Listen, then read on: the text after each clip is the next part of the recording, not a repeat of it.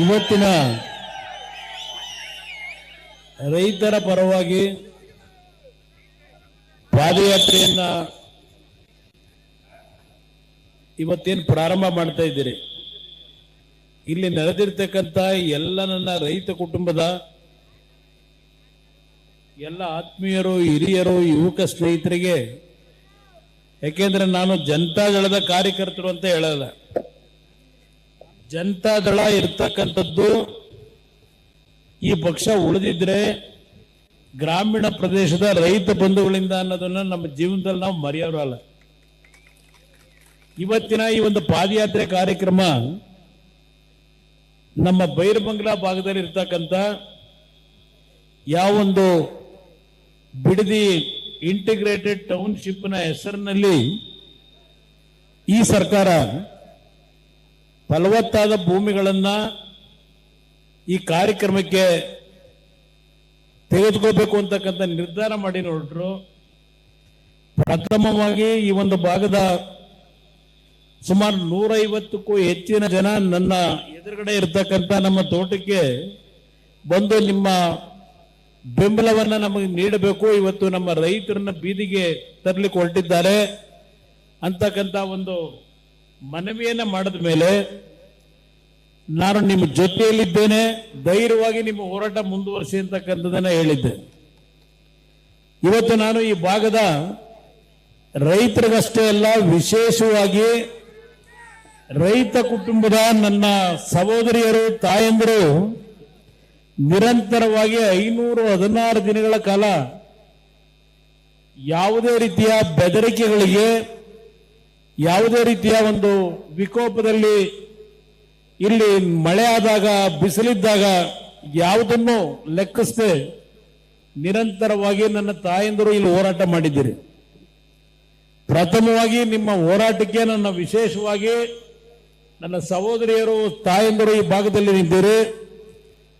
ನಿಮ್ಮ ಒಂದು ಕುಟುಂಬದ ಆಸ್ತಿಗಳನ್ನು ಉಳಿಸ್ಕೋಬೇಕು ಅಂತ ಹೇಳಿ ನಿಮ್ಮ ಒಂದು ದಿಟ್ಟ ನಿಲುವೇನಿದೆ, ಅದಕ್ಕೆ ನಾನು ಪ್ರಥಮವಾಗಿ ನನ್ನ ತಾಯಂದಿರಿಗೆ, ಸಹೋದರಿಯರಿಗೆ ವಿಶೇಷವಾಗಿ ನನ್ನ ಕೃತಜ್ಞತೆಗಳನ್ನ, ಅಭಿನಂದನೆಗಳನ್ನ ಸಲ್ಲಿಸ್ತೇನೆ. ಇವತ್ತು ನಾವು ಇಲ್ಲಿ ಬಂದಿರತಕ್ಕಂಥದ್ದು ಯಾವುದೋ ಒಂದು ನಮ್ಮ ರಾಜಕೀಯದ ಸ್ವಾರ್ಥಕ್ಕಲ್ಲ.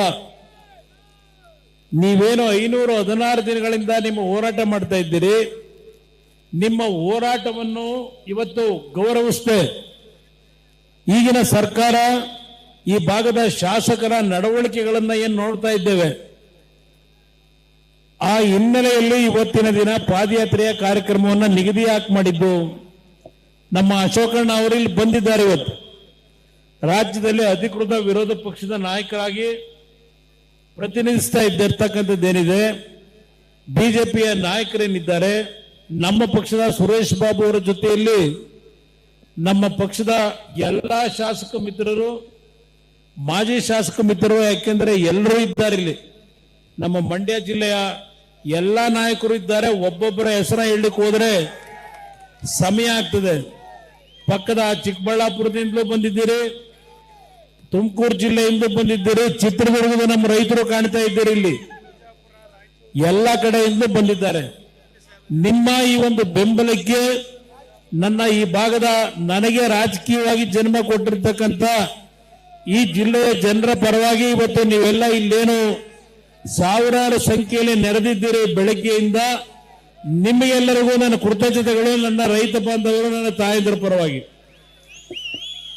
ಇವತ್ತು ಈ ಬಿಡದಿಯ ಒಂದು ಯೋಜನೆ ಏನಿದೆ, ಕಾಂಗ್ರೆಸ್ ನಾಯಕರುಗಳು ನಮ್ಮ ಮೇಲೆ ದೋಷ ಕೊಡ್ತಾ ಇದ್ದಾರೆ. ಬಹುಶಃ ಯಾರಾದರೂ 2006ರಲ್ಲಿ ಹಿರಿಯರು ಈ ಭಾಗದಲ್ಲಿ ಇನ್ನೂ ಉಳಿದಿದ್ರೆ ಅವರಿಗೆ ವಿಷಯ ಗೊತ್ತಿದೆ. ಬಹುಶಃ 2006 ಈ ಒಂದು ಯೋಜನೆ ಪ್ರಾರಂಭ ಮಾಡಬೇಕು ಅಂತಕ್ಕಂಥದ್ದು ನಾವೇನಿಟ್ಟಿರಲಿಲ್ಲ. ನಿನ್ನೆ ದಿನ ನಾನು ಯಾವ ಬೆಂಗಳೂರು ಮೈಸೂರು ರಸ್ತೆ BMICPA ಪ್ರಾಜೆಕ್ಟ್ನ ಬಗ್ಗೆ ಅವತ್ತು ಒಂದು ತೀರ್ಮಾನ ಏನಾಗಿತ್ತು, ಆ ತೀರ್ಮಾನದ ಪ್ರಕಾರ 5 ಟೌನ್ಶಿಪ್ಗಳನ್ನ ಮಾಡ್ತಕ್ಕಂಥ ಒಂದು ಕಾರ್ಯಕ್ರಮ ಏನಿತ್ತು, ಅದು ಯಾವುದನ್ನೂ ಮಾಡದೆ ಬೆಂಗಳೂರು ನಗರದಲ್ಲಿ ಒತ್ತಡಗಳೇನಿತ್ತು ಆ ಒತ್ತಡಗಳನ್ನು ಸರಿಪಡಿಸಲಿಕ್ಕೆ ಏನು ಮಾಡಬಹುದು ಅಂತ ಹೇಳಿ ಕೆಲವು ಪ್ರಪೋಸ್ಗಳನ್ನ ಇಟ್ಟಂತದ್ದು. ನಮ್ಮ ಕಾಲದಲ್ಲಾಗಲಿ ಬಿಜೆಪಿಯ ಕಾಲದಲ್ಲಾಗಲಿ ನಾವು ಈಗಿನ ಸರ್ಕಾರದಲ್ಲಿ ದ ಗ್ರೇಟ್ ಶಿವಕುಮಾರ್ ಯಾವೊಂದು ಪ್ರಾಥಮಿಕ ಅಧಿಸೂಚನೆ ಅಂತಿಮ ಅಧಿಸೂಚನೆಯನ್ನೇನು ಹೊರಡಿಸಿದ್ದಾರೆ 2025ನೇ ಇಸ್ವಿಯವರೆಗೆ ಈ ಭಾಗದಲ್ಲಿ ಯಾವುದೇ ಭೂಮಿಯನ್ನ ನಾವು ಪ್ರಾಥಮಿಕ ಅಧಿಸೂಚನೆಯನ್ನ ಹೊರಡಿಸಿರಲಿಲ್ಲ. ಇವತ್ತು ಈ ಭಾಗದಲ್ಲಿ ಈ ಅಧಿಸೂಚನೆಯನ್ನು ಹೊರಡಿಸಿದ್ದಾರೆ. ಈಗ ಬರಬೇಕಾದರೆ ಒಂದು ಸಂದೇಶ ನೋಡಿದೆ. ಈ ಸಂದೇಶದಲ್ಲಿ ಮುಖ್ಯಮಂತ್ರಿಗಳು ಇವತ್ತು ಹೇಳಿದ್ದಾರೆ, ನಾನು ಈ ಭಾಗದ ರೈತ ಬಂಧುಗಳಿಗೆ ಮನವಿ ಮಾಡ್ತೇನೆ, ಈ ವಿದೇಶಗಳಲ್ಲಿ ಇರ್ತಕ್ಕಂಥ ಇಂಟರ್ನ್ಯಾಷನಲ್ ರಸ್ತೆಗಳು, ಉದ್ಯಾನವನ, ದೊಡ್ಡ ದೊಡ್ಡ ಕಾರ್ಖಾನೆಗಳು, ದೊಡ್ಡ ದೊಡ್ಡ ಬಿಲ್ಡಿಂಗ್ಗಳನ್ನ ಕಟ್ಟಿ ಈ ಭಾಗದ ಜನರ ಬದುಕಿಗೆ, ಈ ಭಾಗದ ಯುವಕರಿಗೆ ಉದ್ಯೋಗವನ್ನು ಕೊಡ್ತೀವಿ ಅಂತಕ್ಕಂಥ ಒಂದು ಸಂದೇಶ ಕೊಟ್ಟಿದ್ದಾರೆ. ಈಗೇನು 2 ಕೋಟಿ ಹಣ ನಿಗದಿ ಆಗಿತ್ತು, ಇವತ್ತಿನ ಸಂದೇಶದಲ್ಲಿ ನಿಮ್ಮ ಟಿವಿ ಇದರಲ್ಲಿದ್ದರು ನೋಡಿ ಫೋನ್ಗಳಲ್ಲಿ 2 ಕೋಟಿಯಿಂದ 3 ಕೋಟಿ ಹೋಗೋರೀಗ. ಇದೇನು ಚೌಕಾಸಿ ವ್ಯಾಪಾರವಾ? ಚೌಕಾಸಿ ವ್ಯಾಪಾರವಾ? ಇಲ್ಲಿ ಪಾಪ ಕನಕಪುರದೊಳಗಡೆ ದಲಿತ ಮುಖಂಡರು ಬಂದಿದ್ದಾರೆ. ನೀವು ಪೊಲೀಸ್ ಅಧಿಕಾರಿ ಬೇರೆ ಆಗಿದ್ರಲ್ವಾ, ಒಂದಿಷ್ಟು ರೆಕಾರ್ಡ್ಸ್ ಇಟ್ಕೊಂಡ್ ಬಂದವರು ಇಲ್ಲಿ ನೋಡಿ. ಕನಕಪುರದಲ್ಲಿ ಆ ದಲಿತರ ಭೂಮಿನ, ಕೋಟಿ ಜಮೀನ ಲೂಟಿ ಮಾಡಿ ಅವರ ರೆಕಾರ್ಡ್ ಇಟ್ಕೊಂಡು ಕೂತವ್ರೆ. ಕಳೆದ 10 ವರ್ಷದಿಂದ ಅಲಿತಾವ್ರೆ. ಇದು ಈ ಮಹಾನುಭಾವ ಮಾಡಿರೋದು. ಇದು ಸುಮ್ಮನೆ ಇಲ್ಲಿ ಬಂದಿರೋದು ಹೇಳ್ತಾ ಇದ್ದೀನಿ ನಮ್ಮ ರೈತ ಬಂಧುಗಳಿಗೆ. ಇವತ್ತು ಯಾವ ಒಂದು PMIC ಪ್ರಾಜೆಕ್ಟ್ ಇದೆ, ಆ ಪ್ರಾಜೆಕ್ಟ್ ನಲ್ಲಿ ಬೆಂಗಳೂರು ಸುತ್ತಮುತ್ತ ಇರ್ತಕ್ಕಂಥ ಹಲವಾರು ರೈತರು ಅವರ ಜಮೀನುಗಳನ್ನ ಇಲ್ಲಿವರೆಗೆ 30 ವರ್ಷದಿಂದ 1 ನಯಾ ಪೈಸಾ ದುಡ್ಡು ಕೊಟ್ಟಿಲ್ಲ. ಅವರಿಗೆ ಸೈಟ್ ಕೊಡ್ತೀವಿ ಅಂತ ಹೇಳಿದ್ರು. 4,000 ಕುಟುಂಬಕ್ಕೆ ಇನ್ನೂ ಸೈಟ್ ಕೊಟ್ಟಿಲ್ಲ. 30 ವರ್ಷದ ಕಾರ್ಯಕ್ರಮ. ಶಿವಕುಮಾರ್ ಅವರೇ, ನೀವೇ BMICPA ಅಂತ ಹೇಳಿ ಅಥಾರಿಟಿ ಮಾಡಿ, ಆ ಅಥಾರಿಟಿಯ ಅಧ್ಯಕ್ಷರು ಆ BMIC ಪ್ರಾಜೆಕ್ಟ್ಗೆ ಏನಪ್ಪ ಮಾಡಿದ್ದು ನೀವು? ಅದನ್ನೇ ಮುಂಜಾನೆ ಅವ್ರು ಕೇಳ್ತಾ ಇರೋದು. ಇವತ್ತು 5 ಟೌನ್ಶಿಪ್ ಮನೆ ಹಾಳಾಗೋಗ್ಲಿ, ಬೆಂಗಳೂರು ಸುತ್ತಮುತ್ತ ರೈತರನ್ನ ಒಕ್ಕಲೆಬ್ಬಿಸಿ ಪೊಲೀಸ್ ಲಾಠಿ ಚಾರ್ಜ್ ಮಾಡಿ ಹಲವಾರು ಬಡ ರೈತ ಕುಟುಂಬದ ಹಲವಾರು ಯುವಕರನ್ನ ಜೈಲಿಗೆ ಕಳಿಸಿ ಇವತ್ತಲ್ಲಿ ಜಮೀನು ಲೂಟಿ ಮಾಡಿದಿರಲ್ಲ. ಇಲ್ಲಿ ಹೊಸಕೆರೆಹಳ್ಳಿ ಹತ್ರ ನಮ್ಮ ಈ ಭಾಗದ ನಮ್ಮ ಯುವಕರು ಯಾರಾದರೂ ಓಡಾಟ ಮಾಡಿದ್ರೆ, ಹೊಸಕೆರೆಹಳ್ಳಿ ಗೇಟ್ ಇದೆಯಲ್ಲ, ಯಾವೊಂದು ಟೋಲ್ ಗೇಟು, ಅದರ ಪಕ್ಕದಲ್ಲಿ ಎದ್ದಿದೆ ನೋಡಿ, ಶೋಭಾ ಶೋಭಾ ಶೋಭಾ. ಯಾರ್ದಪ್ಪ ಅದು? ಅದು ನಿಮಗೆ ಮಾಡ್ಲಿಕ್ಕೆ NOC ಕೊಡ್ತಾನೆ. ಇವ್ರ ಅಪ್ಪನ ಮನೆಯಿಂದ ಕೊಟ್ಟನಾ ಆ ನೈಸ್ ಕಂಪನಿಯವನು? ಇದನ್ನೇ ನಾನು ನಿನ್ನೆ ಪ್ರಶ್ನೆ ಮಾಡಿರೋದು. ಇವತ್ತು ಅಲ್ಲಿ ನಾನು ಹೇಳ್ತಾ ಇರೋದಲ್ಲ, ಈ ರಾಜ್ಯದ ಹೈಕೋರ್ಟ್ ನಲ್ಲಿ ಒಂದು ತೀರ್ಪು ಕೊಟ್ಟಿದ್ದಾರೆ ಕಳೆದ 15 ದಿವಸದಿಂದ. ಕಳೆದ 23 ವರ್ಷಗಳಿಂದ ಸಾವಿರಾರು ರೈತರುಗಳಿಗೆ ಇನ್ನೂ 2000ನೇ ಇಸ್ವಿನಲ್ಲಿ ಅಧಿಸೂಚನೆಯನ್ನು ಹೊರಡಿಸಿದ್ರು KIDBಯಿಂದ, ಇನ್ನೂ ಹಣ ಕೊಟ್ಟಿಲ್ಲ ಅವರಿಗೆ. ಕೋರ್ಟ್ ನಲ್ಲಿ ಹೇಳ್ತಾರೆ KIDB ಅವರು ಮತ್ತೆ ನೈಸ್ ಕಂಪನಿ ಮಾಲೀಕ, KIDBಯ ಇರ್ತಕ್ಕಂಥ ಆಕ್ಟ್ ಏನಿದೆ, ನಾವು ಯಾವೊಂದು ಭೂಮಿನ ರೈತರ ಭೂಮಿನ ವಶಪಡಿಸ್ಕೊತೀವಿ ಅದು ತಕ್ಷಣಕ್ಕೆ ನಮ್ಮ ರಾಜ್ಯ ಸರ್ಕಾರದ ಆಸ್ತಿ. ನಾವು ಯಾವಾಗ ಬೇಕಾದರೂ ದುಡ್ಡು ಕೊಡಬಹುದು, 10 ವರ್ಷ ಆಗಬಹುದು, 20 ವರ್ಷ ಆಗಬಹುದು, ನಮಗೆ ಆ ಪವರ್ ಇದೆ ಅಂತ ಹೇಳಿ ಕೋರ್ಟ್ ಮುಂದೆ ಹೇಳ್ತಾರೆ. ಈ ಭಾಗದ ನನ್ನ ರೈತ ಬಂಧುಗಳು ಯಾವ ಹೋರಾಟ ಮಾಡ್ತಾ ಇದ್ದೀರಿ, ಆ ಪರಿಸ್ಥಿತಿಗೆ ನಿಮ್ಮನ್ನು ದೂಡ್ತಾರೆ. ಈಗೇನೋ 4 ಜನಕ್ಕೆ ಮಿಠಾಯಿ ಹಂಚವ್ರೆ ನೋಡ್ತಾ ಇದ್ದೀನಿ. ಕೆಂಪೈನಪಾಳ್ಯದಲ್ಲಿ ಮತ್ತಿನ ಯಾವ್ದು ಒಡೆರಳ್ಳಿನ ಅಲ್ಲಿ ಆರೋಹಳ್ಳಿಗೆ ಬರುತ್ತೆ. ಆ ಭಾಗದಲ್ಲಿ 4 ಜನ 5 ಜನಕ್ಕೆ 3 ಗುಂಟೆ 4 ಗುಂಟೆಗೆ ಇವತ್ತು ಏನು ಚೆಕ್ ಕೊಟ್ಟಿದೀವಿ ಅಂತ ಹೇಳಿ ಮಾಧ್ಯಮದ ಸ್ನೇಹಿತರ ಮುಂದೆ, ಯಾರಪ್ಪ ಇವ್ರಿಗೆ ಪವರ್ ಕೊಟ್ಟಿರೋದು? ಕಚೇರಿಲಿ ಕೂತ್ಕೊಂಡು ಅಧಿಕಾರಿಗಳ ಮುಖಾಂತರ ಅವ್ರ ಅಕೌಂಟಿಗೆ ಚೆಕ್ ಹೋಗಬೇಕು, ಬೀದಿಲಿ ಚೆಕ್ ಹಿಡ್ಕೊಂಡ್ಬಿಟ್ಟು ಚೆಕ್ ಕೊಟ್ಟಿದೀನಿ ನೋಡಿ ಇದನ್ನ ಹೇಳ್ಕೊಂಡು ಯಾವ ವ್ಯಾಪಾರ ಮಾಡಕ್ ಹೊರಟಿದ್ದೀರಪ್ಪ? ಇಲ್ಲಿ ಅಶೋಕ್ ಅವರೊಂದು ಮಾತು ಹೇಳಿದ್ರಲ್ಲ, ಅರ್ಥ ಮಾಡ್ಕೊಳ್ಳಿ.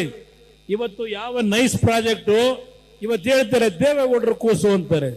ಹೌದಪ್ಪ, ದೇವೇಗೌಡರು ಕೂಸೆ ಅದು. ದೇವೇಗೌಡರು ರೈತರ ಭೂಮಿನ ಇವತ್ತು ಕಾನೂನು ಬಾಹಿರವಾಗಿ ವಶಪಡಿಸ್ಕೊಂಡು ಮಾಡಿ ಅಂತ ಹೇಳಿಲ್ಲ. ಆ ಕಂಪನಿಗೆ ಹೇಳಿದ್ರು ಯಾವುದೇ ರೀತಿಯಲ್ಲಿ ಸರ್ಕಾರದಿಂದ ಒಂದು ನಯಾ ಪೈಸಾ ಕೊಡಲ್ಲ, ಆ ದುಡ್ಡನ್ನ ನೀನೇ ಇನ್ವೆಸ್ಟ್ಮೆಂಟ್ ಮಾಡಬೇಕು ಅಂತ ಹೇಳಿದ್ರು. ಆಮೇಲೆ ಬಂದಂತ ಸರ್ಕಾರಗಳಲ್ಲಿ ಇವರು ಏನೇನು ಬದಲಾವಣೆ ಮಾಡ್ಕೊಂಡ್ರು, ಅದರ ಮುಖಾಂತರ ರೈತರ ಭೂಮಿ ಎಲ್ಲ ಸರ್ಕಾರಿ ಭೂಮಿನ ಕೊಟ್ರು. ಸರ್ಕಾರಿ ಭೂಮಿನ ತಗೊಂಡೋಗಿ ಫ್ಲೆಡ್ಜ್ ಮಾಡದ ಅವನು. ICICI ಬ್ಯಾಂಕಿಗೆ ಕೊಟ್ಟು ಅಲ್ಲಿ 150 ಕೋಟಿ ಸರ್ಕಾರದ ಆಸ್ತಿ ತಗೊಂಡೋಗಿ ಮಾರ್ಟ್ಗೇಜ್ ಮಾಡಿ 150 ಕೋಟಿ ತಂದು ಸರ್ಕಾರಿ ಕಟ್ಟದ, ಸರ್ಕಾರದ ಭೂಮಿ ತಗೊಂಡು. ಇದು ನಡ್ಕೊಂಬಂದಿರೋದು ಹಲವಾರು ವಿಷಯ ಇದೆ. ನಾನು ಅದರ ಬಗ್ಗೆ ಈಗ ಮಾತನಾಡಲ್ಲ. ಯಾವ ಕೋರ್ಟ್ ನಲ್ಲಿ ಮೊನ್ನೆ ದಿನ ಹೇಳಿದ್ದಾರೆ, ಈ ಟೋಲ್ ನಲ್ಲಿ ಹಣ ಏನು ಸಂಗ್ರಹ ಮಾಡ್ತಾ ಇದ್ದಾನೆ ಅವನಿಗೆ ಯಾವುದೇ ಅಧಿಕಾರ ಇಲ್ಲ. ಟೋಲ್ ನ ಕಟ್ತಾ ಇರ್ತಕ್ಕಂಥ ಹಣ ಏನಿದೆ ಈ ಸರ್ಕಾರ ಅವರ ಜೊತೆ ಶಾಮೀಲಾಗಿದ್ದಾರೆ. ಇದನ್ನ ನಿಲ್ಲಿಸಬೇಕು ಅನ್ನೋದನ್ನ ನಾನು ಹೇಳ್ತಿಲ್ಲ. ಈ ರಾಜ್ಯದ ಗೌರವಾನ್ವಿತ ಹೈಕೋರ್ಟ್ ನಲ್ಲಿ ತೀರ್ಪು ಕೊಟ್ಟಿರ್ತಕ್ಕಂಥದ್ದು. ಅದರಿಂದ ನಾನು ನಾಡಿನ ಜನತೆಗೆ ನಿನ್ನೆ ಹೇಳಿದೆ, ಯಾರು ನೀವು ಟೋಲ್ ನಲ್ಲಿ ಹಣ ಕಟ್ಟಬೇಡಿ. ಇವತ್ತು ಈ ವಿಷಯದಲ್ಲಿ ಯಾವ ತೀರ್ಪು ಬಂದಿದೆ ಅದನ್ನ ಇವತ್ತು ಫಾಲೋ ಮಾಡಬೇಕು ಅಂತ ಹೇಳಿದ್ದೇನೆ. ಯಾರು ಹಣ ಕಟ್ಟಬೇಕಾದ ಅವಶ್ಯಕತೆ ಇಲ್ಲ. ಈಗ ಅಶೋಕ್ ಅವರು ಹೇಳಿದ್ರಲ್ಲ, ಆ ನೈಸ್ ಅಸೆಂಬ್ಲಿಲಿ ಅಶೋಕ್ ಅವರೆಲ್ಲ ಚರ್ಚೆ ಮಾಡ್ತಾರೆ ಮುಂದಕ್ಕೆ. ಇವತ್ತು ನಮ್ಮ ಪಕ್ಷದ ಶಾಸಕರುಗಳು ತೀರ್ಮಾನ ಮಾಡಿದ್ದಾರೆ, ಚರ್ಚೆ ಮಾಡೋಣಂತೆ. ಆದರೆ ಒಂದು ಇವತ್ತು ಸತ್ಯ ಶೋಧನಾ ಸಮಿತಿ ಹೇಳಿದ್ರಲ್ಲ ನಮ್ಮ ಅಶೋಕಣ್ಣ ಅವರು, ಇಲ್ಲೇ ಇಟ್ಕೊಂಡಿದೀನಿ ನೋಡಿ. ಇದು ಕಾಂಗ್ರೆಸ್ನವರು 2006ರಲ್ಲಿ ಈ ಸತ್ಯ ಶೋಧನಾ ಸಮಿತಿಯ ರಿಪೋರ್ಟ್ ಕೊಟ್ಟಿರ್ತಕ್ಕಂಥದ್ದು. ನನ್ನ ರೈತ ಬಂಧುಗಳು, ನಮ್ಮ ಬೈರಮಂಗಲದ ನನ್ನ ತಾಯಂದ್ರು ಇಲ್ಲಿ ಕೂತಿದ್ರೆ ದಯವಿಟ್ಟು ನೋಡ್ಬೇಕಿಲ್ಲಿ. 2006ರಲ್ಲಿ ಯಾವ ಸತ್ಯಶೋಧನಾ ಸಮಿತಿ ಮಾಡಿದ್ರು, ಇಲ್ಲಿ ಇಬ್ರು ಮಹಾನ್ ನಾಯಕರು, ಒಬ್ರು ಇವತ್ತಿನ ವಿರೋಧ ಪಕ್ಷದ ನಾಯಕರು, ಇನ್ನೊಬ್ರು ಕಾಂಗ್ರೆಸ್ನ ಅಧಿನಾಯಕಿ. ಈಗೆಲ್ಲ ಪೇಮೆಂಟ್ ಕೊಡಕ್ಕೆ ಅಗ್ರಿಮೆಂಟ್ ಮಾಡ್ಕೊಂಡ್ ಬಂದವರಲ್ಲ ಮುಖ್ಯಮಂತ್ರಿ ಮಾಡಿದ್ದಕ್ಕೆ, ಪ್ರತಿ ತಿಂಗಳು ಪೇಮೆಂಟ್ ಕೊಡ್ಲಿಕ್ಕೆ ಆ ಅಧಿನಾಯಕಿ ಅವರು.